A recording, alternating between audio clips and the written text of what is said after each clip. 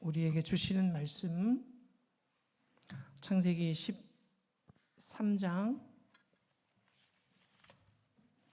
10절 말씀부터 13절의 말씀까지 보겠습니다.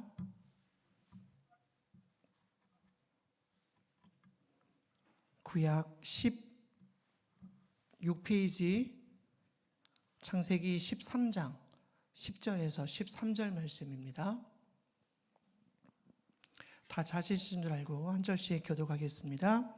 이에 롯이 눈을 들어 요단 지역을 바라본즉 소알까지 온 땅에 물이 넉넉하니 여호와께서 소돔과 고모라를 멸하시기 전이었으므로 여호와의 동산 같고 애굽 땅과 같았더라. 그러므로 롯이 요단 온 지역을 택하고 동으로 옮기니 그들이 서로 떠난지라. 아브라함은 가나안 땅에 거주하였고 롯은 그 지역의 도시들에 머무르며 그 장막을 옮겨 소돔까지 이르렀더라. 소돔 사람은 여호와 앞에 악하며 큰 죄인이었더라. 아멘. 이 말씀은 살아계신 하나님의 말씀입니다.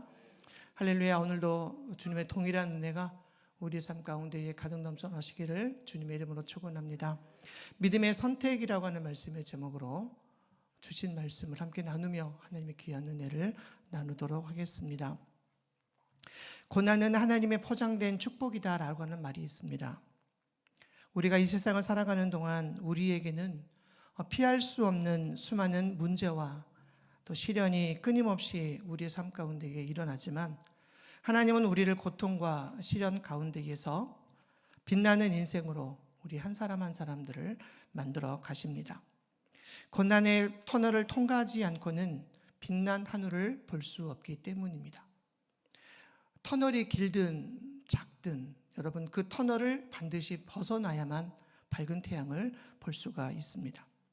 그러므로 고난은 우리를 파괴하고 멸망시키는 적이 아니라 우리의 친구이며 우리의 조욕자입니다.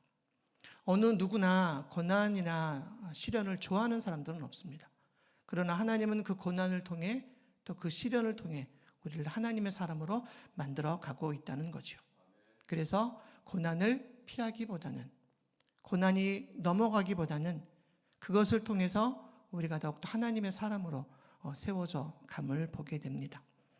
그리고 하나님의 은혜에 의한 고난은 우리의 모든 영적인 능력을 일깨워주고 있습니다. 그래서 고난은 온전한 기쁨으로 환영받아야만 하는 포장된 하나님의 축복인 것입니다. 하지만 그것을 알지 못하는 사람은 고난의 포장지만 보고 두려워하고 있습니다. 저와 여러분은 오늘 고난의 포장 속에 숨겨진 하나님의 축복을 바르게 보고 또 그 고난을 두려워하는 삶이 아닌 고난 가운데 우리를 하나님의 사람으로 빚어 가신다라고 하는 것을 다시 한번 마음 가운데에 새기고 그 고난을 이겨내는 저와 여러분들의 삶이 되시기를 주님의 이름으로 축원합니다. 오늘도 믿음의 사람에게 하나님은 여러 가지 고난을 통해 그 사람을 축복의 그릇으로 만들어 가고 있습니다. 우리가 믿음의 조상으로 생각하는 아브라함을 하나님은 축복의 통로로 사용하시기 위해서 그를 갈대아 우르에서 부르셔요. 여러분 우리가 지난번에 보신 것처럼 갈대아 우르는 굉장히 번영한 도시였고 그곳에서 아브라함의 삶은 다른 사람들이 부러워할 만한 그런 삶이었습니다. 그럼에도 하나님은 그곳에서 아브라함을 부르시죠. 그리고 아브라함은 하나님이 말씀하신 가나안으로 가다가 하란이라고 하는 곳에 잠시 머물러요. 그리고 그곳에서 그의 아버지, 그의 친족들이 있음에도 불구하고 하나님은 다시 아브라함을 가나안으로 부르시고 있습니다. 갈대아 우르에서 부르시고 기근과 고난 앞에서 인간적으로 대처하다가 실수와 실패를 당하기도 합니다. 아내를 누이라고 속이기도 했고 또 그것으로 인해서 애굽 사람으로부터 많은 핍박을 받았던 것이 사실입니다.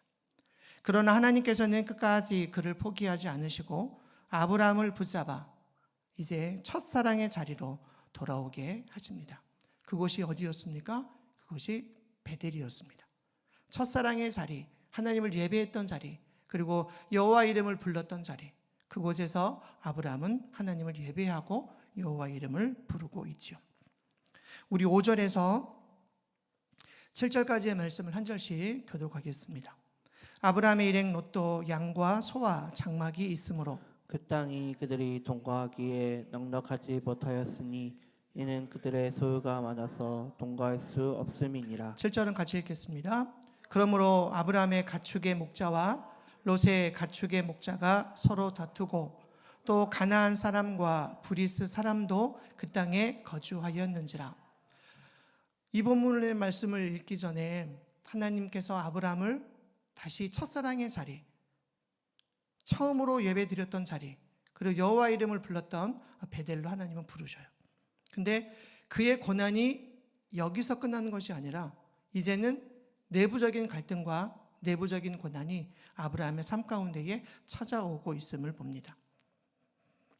애굽에서 사랑하는 아내를 루이라고 속였다가 많은 시련을 겪고 약속의 땅으로 돌아온 아브라함의 시련은 시작에 불과했다는 거예요. 이번에는 전혀 예상하지 못했던 내부의 갈등이 그의 발목을 붙잡고 있습니다. 아브라함이 가장 믿고 사랑하고 의지하던 존재가 충격적인 가시가 되어 아브라함의 인생을 괴롭히고 있지요. 그는 다름 아닌 조카 롯이었습니다. 우리가 성경을 읽어가다 보면 하나님은 아브라함에게 분명하게 말씀하신 것이 있었어요. 너는 친척과 본토와 아비 집을 떠나 내가 내게 지시할 땅으로 가라. 그런데 아브라함은 그 말씀 속에 롯을 항상 데리고 다녀요. 인간적인 의지, 인간적인 어쩌면 가장 아픈 손가락과 같은 롯을 항상 데리고 다닙니다. 그런데 그 롯이 오늘 아브라함의 가시가 되어서 그를 고난 가운데에 몰아가고 있음을 봅니다. 본문에 보니까 아브라함과 롯이 머물렀던 베델은 그들에게 소유가 너무 많아 함께 거할 수 없었다라고 기록하고 있죠. 그리고 아브라함의 목자와 롯의 목자 간에 다툼이 있었음을 봅니다. 다툼의 표면적인 원인이 뭡니까? 아마도 좋은 목초지와 물을 먼저 차지하기 위함이었던 것 같아요. 그러니까 아브라함은 롯의 가족들보다는 연장자였고 롯은 아브라함이 가장 사랑했던 존재였어요. 그러나 그들 사이의 갈등 그리고 그들 사이의 다툼이 결국은 표면적으로는 아브라함의 가축의 목자들과 롯의 가축의 목자들이 서로 다투었다는 거죠. 여러분, 유목민들에게 있어서 목초지와 물은 어쩌면 생존과 번영의 절대적인 조건이었을지 모릅니다. 우리의 삶 속에도 여전히 내려놓지 못하고 여전히 우리의 삶 가운데 붙들고 살아가는 것들이 참 많이 있죠. 어떤 사람들은 물질을 절대적으로 내려놓지 못하는 사람들도 있을 수 있습니다. 어떤 사람들은 그것이 자녀일 수도 있고 세상에 물질적인 것, 권력적인 것이 있을 수 있어요. 그러나 하나님은 분명하게 말씀하고 계시는 것은 그것은 날마다 우리의 삶 가운데에 내려놓는 연습이 우리들 가운데에 있어야 된다는 거죠. 아브라함이 이것을 붙잡고 있으니까 하나님은 그와의 갈등을 통해서 그와 분리시키시고 그를 떠나게 하는 그런 사건으로 아브라함을 몰아가고 있는 것을 봅니다. 그리고 본문 마지막 절에 보니까 가나안 사람과 브리스 사람도 그 땅에 거주했다라고 기록하죠. 왜 하필 본문 마지막 절에서 가나안 사람과 브리스 사람이 그들과 함께 했다고 얘기를 했을까요? 이웃에 사는 가나안 사람들 그리고 브리스 사람들이 아브라함과 롯의 갈등을 보고 있습니다. 아브라함의 목자들과 롯의 목자들이 서로 다투는 것을 그들이 보고 있습니다. 여기에서 우리가 교회가 조심해야 될 부분들, 또 믿음의 사람이라고 말하는 우리가 조심해야 될 부분들이 이 안에 있습니다. 교회가 조심해야 하는 것은 세상 사람들이 교회를 지켜보고 있다는 거예요. 믿지 않는 사람들은 믿는 사람들을 지켜보고 있습니다. 교회 내에서 우리가 형제 간의 갈등을 제대로 해결하지 못하면 세상 사람들 앞에서 우리는 하나님의 영광이 훼손되어지는 그런 삶으로 살아갈 수밖에 없다는 이야기죠. 우리는 날마다 삶 가운데에 하나님의 영광을 드러내는 삶을 우리는 살아가야 합니다. 운전을 할 때에도 또 사람들과의 관계 속에서도 우리는 하나님의 영광을 드러내는 삶을 살아가야 돼요. 그런데 교회 내의 갈등과 또 가정 내의 갈등과 눈에 보이지 아니하는 수많은 갈등으로 인해 우리는 하나님의 영광을 훼손하는 그런 삶을 우리들은 우리의 삶 가운데 살아가고 있다는 거죠. 사랑하는 여러분, 우리의 삶을 통해서 우리의 작은 행동과 우리의 작은 삶을 통해서 하나님의 영광을 날마다 드러내는 믿음의 삶을 살아가실 수 있기를 주님의 이름으로 축원합니다. 10절의 말씀을 합독하겠습니다. 10절입니다. 이에 롯이 눈을 들어 요단 지역을 바라본즉 소알까지 온 땅에 물이 넉넉하니 여호와께서 소돔과 고모라를 멸하시기 전이었으므로 여호와의 동산 같고 애굽 땅과 같았더라. 롯이 눈을 들어 요단 지역을 바라보았다라고 기록을 합니다. 여러분, 여기서 바라보다라고 하는 이 의미는 동사입니다. 동사. 그러니까 지금 그가 바라보고 있는 것이 자기의 시각, 자기의 안목으로 바라보고 있는 그의 행동을 묘사하고 있는 겁니다. 바라보다의 동사는 단순히 사물을 보다라고 하는 뜻을 갖고 있는 게 아니에요. 우리가 예를 들어서 좀 예배를 드리지만 여러분, 화면으로 누굴 보고 있습니까? 화면으로 저를 보고 있죠. 이거는 그냥 우리가 일반적으로 바라보고 있는 바라봄의 동사. 그런데 오늘 본문에서 말하고 있는 이 바라보다의 동사는 사물을 보고 그 사물이 무엇인가를 깨닫는 것이 아니라 여러 가지 조건을 따지고 머릿속으로는 계산을 하고 또 그것이 나에게 이득이 될 것인가라고 하는 것을 관찰한다는 뜻을 가지고 있는 거예요. 나의 의지와는 상관없이 그냥 한순간에 눈에 들어오는 것을 본다라고 하는 그 의미를 가지고 있는 거예요. 탐욕에 찬 눈으로 이해타산을 하고 자기에게 주어진 기회를 최대한 활용했다라고 하는 의미를 가지고 있는 거예요. 10절 전반절의 말씀을 보면 아브라함은 연장자였고 아브라함은 롯의 삼촌뻘이고 작은 아버지뻘 되는 그런 사람이죠. 그런데 아브라함의 목자들과 롯의 목자들 사이에서 갈등이 있게 되자 그는 하나의 해결책으로 내가 좌하면 내가 우하고 내가 우하면 내가 좌하리라. 그러니까 선택권을 누구에게 주는 겁니까? 선택권을 롯에게 주는 거예요. 그러면 선택권을 받은 롯은 어떻게 해야 될까요? 아버지에게 양보할 수도 있겠죠. 아버지가 먼저 선택을 하십시오. 나는 아버지의 선택을 따르겠습니다. 그것이 일반적인 사람의 모습일 겁니다. 그런데 롯은 아브라함의 이야기가 있자마자 그는 눈을 들어 요단들을 바라봅니다. 그리고 머릿속으로 생각을 하는 거예요. 이것이 나에게 얼마나 유리할까? 이해하기보다는 계산하고 또 영민하게 머리를 굴려서 그 땅이 여호와의 동산 같았고 애굽의 땅과 같았던 그것을 이해타산적으로 계산을 하고 있었다는 겁니다. 반면 14절의 말씀을 보면 오늘 10절의 말씀과 좀 동일한 비슷한 그런 말씀이 기록이 되어져 있어요.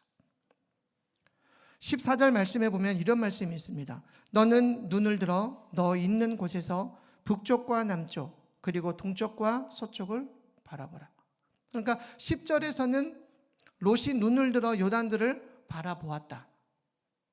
반면 14절에서는 하나님이 그의 눈을 들어 요단들이 아닌 북쪽과 남쪽 그리고 동쪽과 서쪽을 바라보라라고 하고 말씀하고 있습니다. 하나님께서 아브라함에게 요구하는 바라보라고 하는 것은 분명한 의도를 가지고 있는 겁니다. 그에게 분명한 목적과 목표를 말씀하고 있는 겁니다. 단순하게 육의 눈에 보는 것이 아니라 목적을 가지고 보라라고 말씀하고 있는 겁니다. 똑같이 롯은 요단들을 바라보고 있고 아브라함은 하나님이 말씀하신 북쪽과 남쪽과 동쪽과 서쪽을 바라보고 있습니다. 여러분, 바라봄의 대상이 달랐다는 거죠. 똑같이 바라보다라고 하는 동사를 쓰면서 이 뜻의 차이가 우리에게 말해주고 있는 것은 롯은 육의 눈에 좋아 보이는 요단 지역을 선택했고 아브라함은 여전히 하나님의 약속을 바라보고 하나님의 약속 가운데에 머무르고 있는 아브라함의 삶을 볼 수가 있다는 거죠. 롯이 바라보는 요단 들에는 세 가지의 특징이 있습니다. 10절 말씀에 보면 첫째, 물이 넉넉했다라는 거예요. 물이 많다라고 하는 것은 농사가 잘 되고 모든 것이 풍족했다라고 하는 것을 의미하고 있습니다. 그러니까 아브라함이 양보를 하니까 롯은 그냥 눈을 들어 보니까 물이 넉넉했습니다. 두 번째, 여호와의 동산 같았다라고 기록하고 있죠. 에덴 동산을 생각하게 할 만큼 완벽한 조건과 환경을 갖추고 있는 지역이었습니다. 셋째는 애굽 땅과 같았다라고 기록하고 있죠. 아브라함과 롯은 기근 때문에 애굽 땅으로 피신했을 때 여러분 롯이 본 것은 그곳에서 나일강을 중심으로 찬란한 도시 문화가 꽃피웠던 애굽 문명의 편리함과 화려함을 보았습니다. 바라봄의 대상이 달랐다는 거죠. 아브라함도 롯도 잠시 기근을 피해 애굽으로 피신해 왔는데 롯의 시각은 롯이 바라보고 있는 것은 애굽의 찬란한 문화, 애굽의 화려함, 애굽의 편리함, 그리고 롯은 그곳에 매료가 되었습니다. 그러니까 삼촌이 선택을 하라 하니까 그는 애굽에 매료되었던 생각을 가지고 그는 애굽 땅을 선택을 했다는 겁니다. 우리도 삶 속에서 선택을 해야 될 때 여러분 무엇인가를 선택하고 무엇인가를 마음 가운데에 가질 때에 대부분의 사람들은 눈에 보여지는 것을 선택을 할 때가 참 많이 있습니다. 감각적인 것이 와서 닿아야만 믿으며 그것을 취하는 것이 오늘의 세티입니다. 사실 롯은 결코 아브라함의 곁을 떠나서는 안 되는 사람이었습니다. 젊고 실력 있는 롯의 눈에 보기에는 이제는 늙어가는 삼촌 아브라함은 별 볼 일 없어 보일 수 있습니다. 또 애굽에서는 자기 목숨을 구하려고 아내를 누이 동생이라고 하여 한바탕 난리를 치는 것을 보고 삼촌에 대한 실망감을 가지고 있을 수 있었습니다. 그러나 아브라함은 인간적으로는 부족했지만 하나님께서는 축복하신 하나님의 사람이었다는 거예요. 우리가 성경을 아브라함의 이야기를 쭉 읽어가다 보면 여러분 아브라함도 실수하고 아브라함도 실패합니다. 그러나 그의 삶은 하나님이 그를 통해서 축복의 통로로, 축복의 사람으로, 그리고 그의 후손들이 축복의 사람으로 만드시겠다라고 하나님은 아브라함을 부르셨어요. 인간적으로 볼 때에 그는 부족했습니다.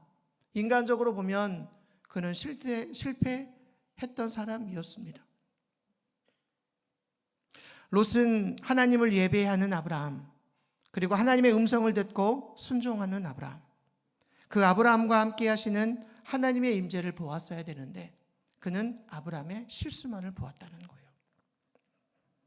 사랑하는 여러분, 우리의 인생에서 무엇을 보느냐보다는 더 중요한 것은 어떤 시각으로, 어떤 눈으로 보느냐에 달려 있습니다. 같은 물건을 보더라도 또 같은 환경에 있다 하더라도 무엇을 보느냐, 그리고 어떤 눈으로 보느냐, 이런 이야기가 있습니다. 두 명의 죄수가 감옥에 갇혔습니다.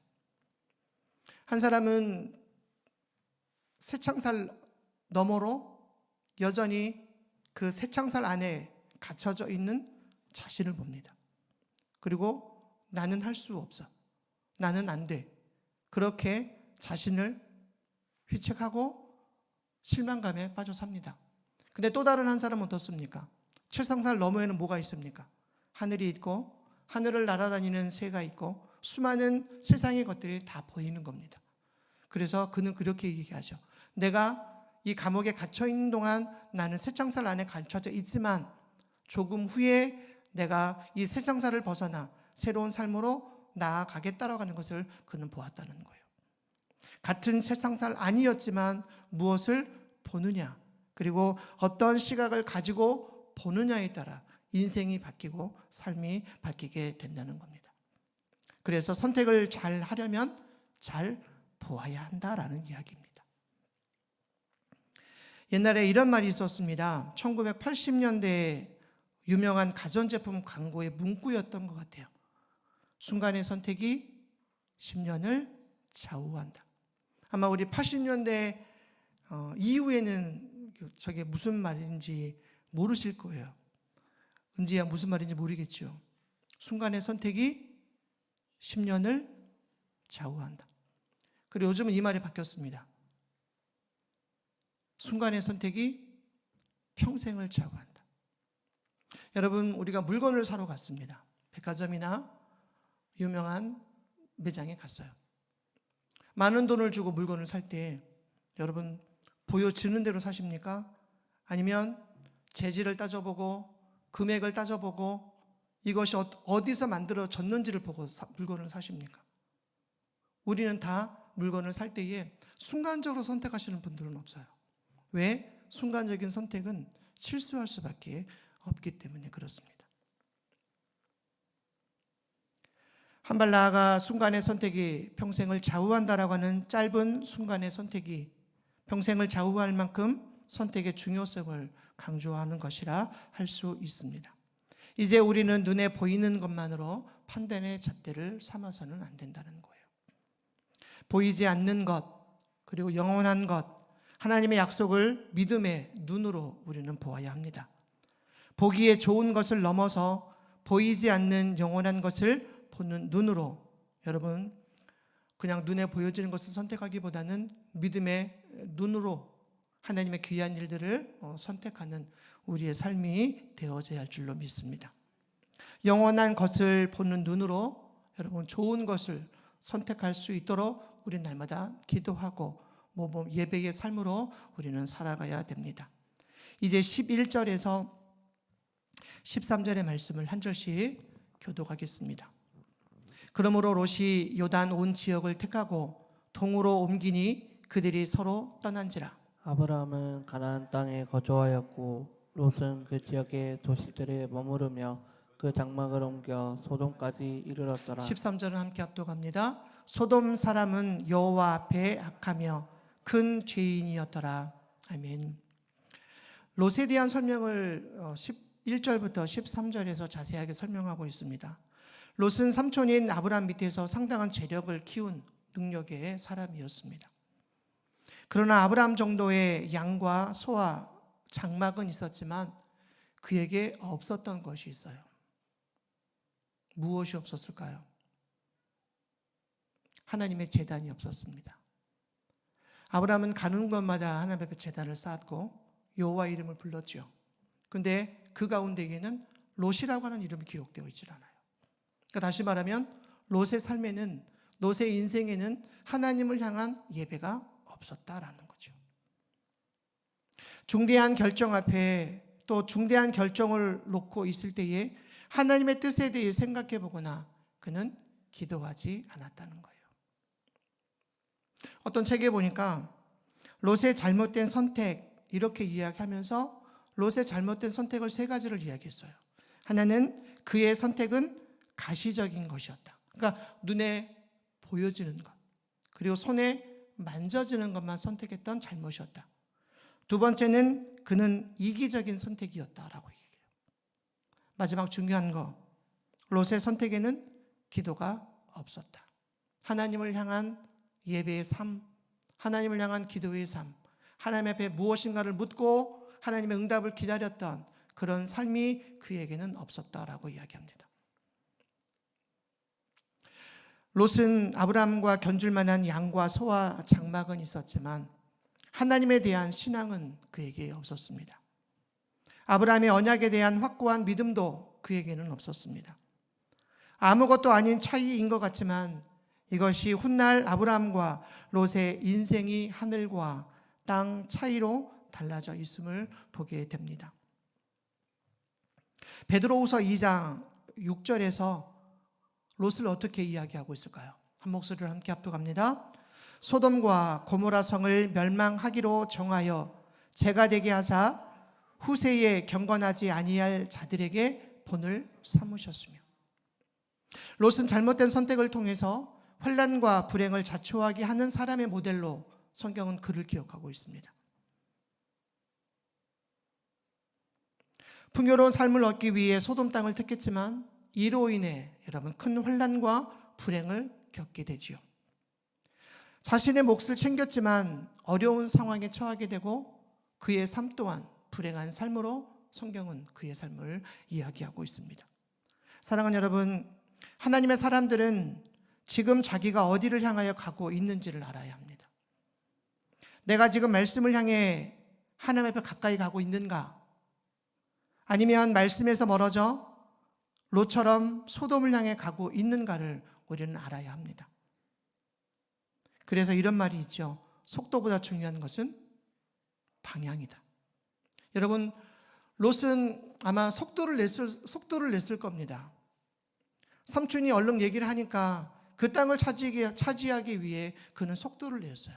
그러나 방향이 틀렸죠. 여러분, 우리의 삶도 속도를 내기 위해 우리의 방향이 하나님의 말씀이 아닌 롯이 향하고 있는 소돔과 고모라의 성은 아닌지를 날마다 우리는 돌아봐야 합니다. 말씀을 정리하겠습니다. 롯은 조건이 좋은 도시들로 옮겨가다가 물질적으로 부유한 곳이자 죄악이 가득 찬 도시인 소돔까지 흘러 들어갔습니다. 반면 아브라함이 거했던 베델 근처의 가나안 땅은 롯이 선택한 지역과는 물질적으로 비교가 되지 않을 만큼 황량한 곳이었고 척박한 땅이었습니다. 그곳에서 아브라함은 계속 거하며 하나님의 약속의 성취를 기다리고 있습니다. 세상적인 시각으로 볼 때 롯은 성공했고 어쩌면 아브라함은 실패한 것처럼 보입니다. 그러나 이것을 성경에서 또 영적인 시각으로 볼 때 분명한 것은 롯은 실패했고 아브라함은 성공했습니다. 롯과 같이 현실의 만족을 위해 세상을 쫓지 말고 비록 목초지가 빈약하다 해도 아브라함처럼 인내하며 하나님의 인도를 우리는 기다려야 합니다. 우리가 기도하는 많은 기도의 제목들 가운데에 하나님이 응답하시지 않는다라고 하는 그런 생각들을 가질 때가 참 많이 있습니다. 어쩌면 한 가지 기도의 제목을 가지고 평생 동안 기도하시는 기도의 제목들이 있을 수 있어요. 저희 어머니 얘기를 잠깐 듣도록 하겠습니다. 저희 어머니에게는 제주도에 두 분의 외삼촌들이 계셔요. 근데 이 두 분의 외삼촌이 하나님을 알지 못해요.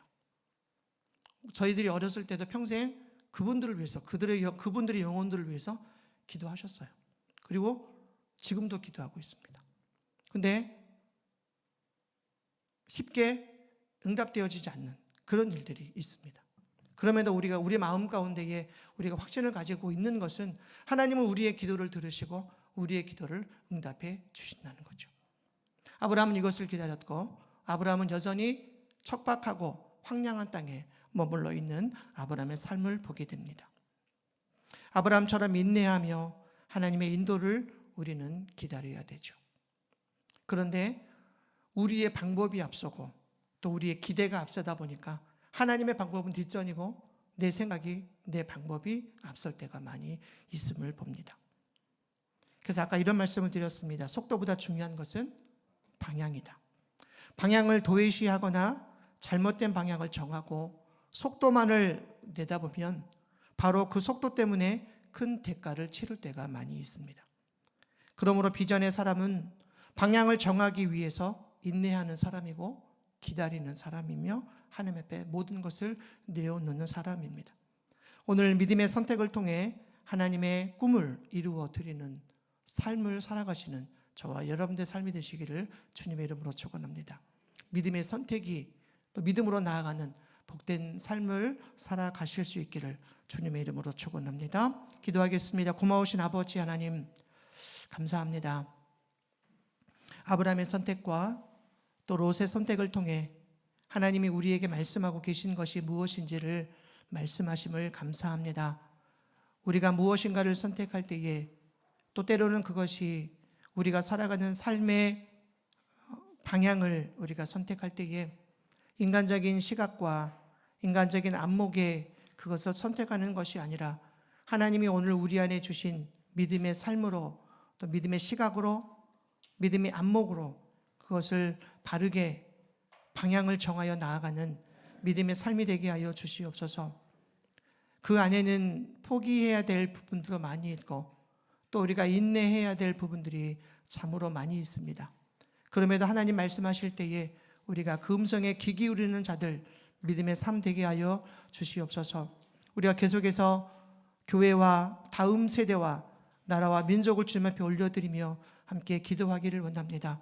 들으시는 하나님, 믿음의 간구에 응답하여 주시고 날마다 우리의 삶이 하나님 앞에 아름답게 드려지는 복된 삶 되게 하옵소서. 사랑이 많으신 예수님의 이름으로 감사하며 기도드립니다. 아멘.